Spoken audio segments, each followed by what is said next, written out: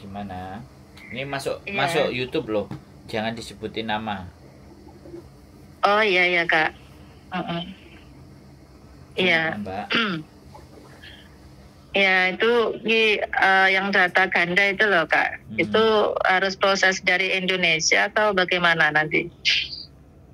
Ulang dulu cuti untuk urus surat izin orang tua, karena syarat untuk ke Hong Kong itu kan harus ada surat, kan mulai proses dari nol, harus masuk PT, ya enggak?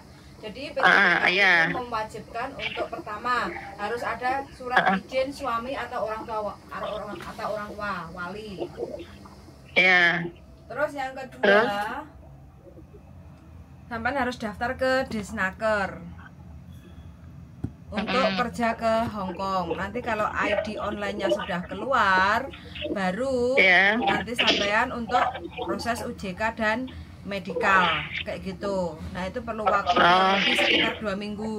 Jadi sampean mau nggak mau harus minta cuti dari majikan yang di Makau, cuti 2 minggu atau 3 minggu, segera gercep sampean urus semua itu. Jadi surat izin orang tua atau wali ke balai desa, terus orang tua atau suaminya dibawa ke balai desa, tanda tangan menyetujui bahwa sampean untuk kerja lagi ke Hong Kong kayak gitu kan. Nah selepas itu keluarnya sampean sudah ada, baru sampean ke Disnaker untuk melakukan daftar ID online kayak gitu. Nah, kalau daftar ID-nya sudah keluar, baru nanti sampean akan diatur jadwal untuk UJK dan medikal. Selesai sampean boleh pulang. Nanti kalau visanya sudah turun kayak gitu kan, baru nanti sampean pulang lagi ke PT untuk proses PAP dan itu apa?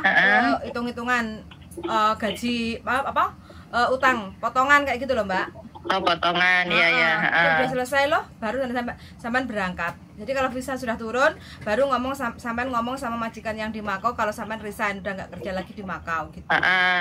Nah gitu ya, maksud saya gitu Kak. Jadi waktu saya bisa sambil kerja gitu maksudnya. Yang penting sampean perlu waktu cuti.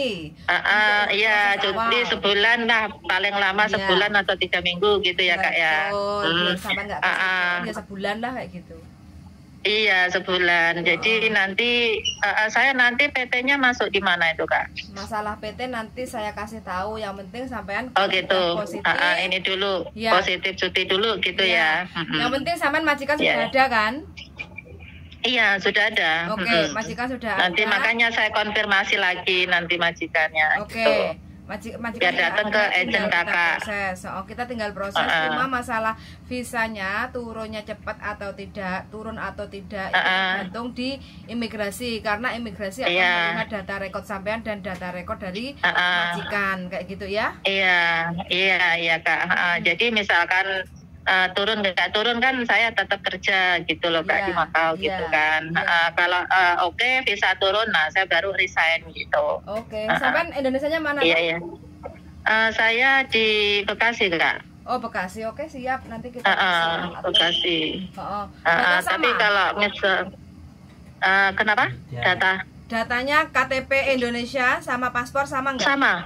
Sama semua. Oh sama-sama. Oke lah. Jadi persyaratan sampai harus siapkan yang dari Indonesia, KTP Indonesia, KK, akte, buku nikah. 3 macam. Buku nikah. Iya. KK, akte, buku nikah. KTP, akte, buku nikah. Ijazah? Ijazah nggak. Kalau ada ya dilampirkan, kalau nggak ada akte kayak gitu seadanya. Akte ya. Itu Kakak sekarang kan yang berkode Kak. Apa harus yang berkode sekarang? Punya sampean kode enggak? Belum nggak apa-apa lah, seadanya aja. Seadanya. Oke Kak. Ya udah, makasih Kak ya. Oke, sama-sama Mbak, kasih kabar ya. Terus nanti saya hubungi lagi. Oke, kalau ada waktu sampean kirim saya foto setengah badan ya untuk biodata ya. Oh iya Kak. Oke, ya. Makasih Kak. Ya, makasih. Bye. Oke teman-teman ya, ini adalah strategi kalau kita mau kerja ke Hong Kong. Jadi batu loncatan karena mbaknya nggak mau nganggur, jadi inginnya kerja.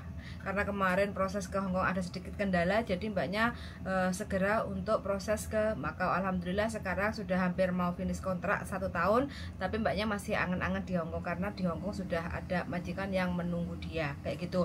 walaupun kita sudah ex Hongkong, karena posisi kita sekarang proses itu kan harus mulai dari nol lagi, jadi mau nggak mau mbaknya harus menyempatkan minta izin cuti 1 bulan lah kurang lebih ya, untuk ngurus-ngurus persyaratan proses ke PT kayak gitu ya, mulai dari surat izin orang tua atau wali, terus daftar ID online, dan OJK plus medical. Selesai semuanya sebenarnya alternatif sih harus tinggal di PT, karena mbaknya sudah pengalaman X, mbaknya memilih untuk kerja ke Makau karena kebetulan di Makau masih ada majikan yang membutuhkan kayak gitu.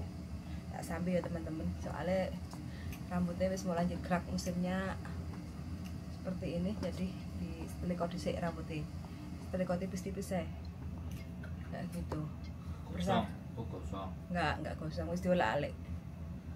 Jadi untuk teman-teman kalau kepengen ke Hongkong, persyaratan kalau kita ingin kerja ke Hongkong, siapkan KTP, KK, akte, ijazah, buku nikah, dan surat izin orang tua atau wali yang diketahui oleh kepala desa. Kayak gitu aja di awal persyaratan. Terus foto ya untuk biodata, plus persyaratan-persyaratan lainnya juga memerlukan foto kayak gitu. Bagi teman-teman yang belum dapat majikan atau belum ready majikan, ya siapkan video percakapan dalam bentuk bahasa yang dikuasai selain bahasa Indonesia, selain bahasa Arab kayak gitu ya. Jadi boleh menggunakan bahasa Mandarin bagi ex Taiwan, boleh menggunakan bahasa Inggris ex Singapura, dan boleh menggunakan bahasa Kantonis untuk ex Hongkong kayak gitu. Jadi itu adalah alternatif supaya kita cepat untuk dapat majikan. Apalagi kalau kita bisa menyebutkan masak-masakan Cina, contoh ya kayak steam, itu kan banyak-banyak steam kan ya, steam ceng bai kuata, ceng kuluyo terus yang di oseng-oseng itu ya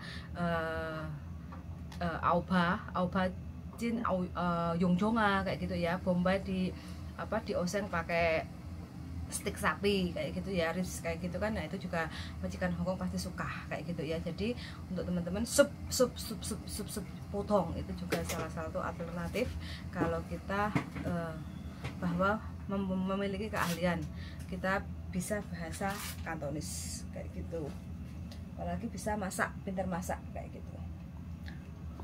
Oke, kira-kira apalagi yang perlu ditanyakan? Silahkan untuk teman-teman, silahkan komen-komen aja di channel YouTube kita supaya kita bisa membantu yang menjadi unek-unek teman-teman semuanya. Kalau pengen ke Hongkong ya siapkan persyaratannya kayak gitu ya.